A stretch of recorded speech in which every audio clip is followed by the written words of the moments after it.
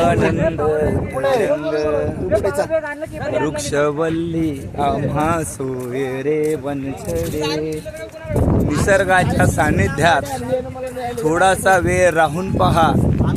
अरे निसर्गाच्या सानिध्यात थोडासा वेळ राहून पहा.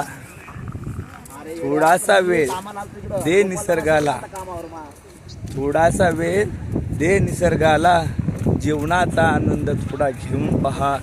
जीवनाचा आनंद थोडा घेऊन पहा.